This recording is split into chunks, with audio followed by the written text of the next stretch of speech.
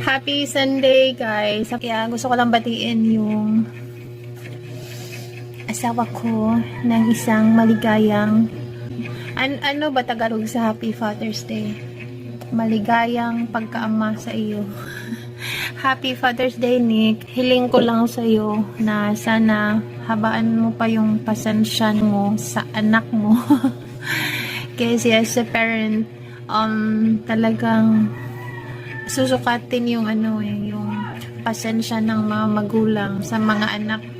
Parang lalo na ngayon na she's becoming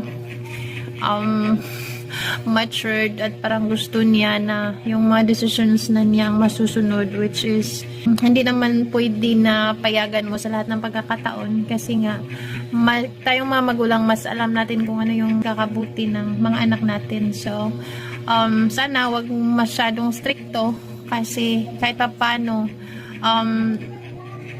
bigyan natin ng konting, not konti, meron namang freedom yung anak natin, pero luwag-luwagan lang at sana magiging masunurin yung bata, yung anak mo, yung anak ko, yung anak natin sa kung anong yung gusto nating mangyari sa kanya para din naman sa ikakabuti niya.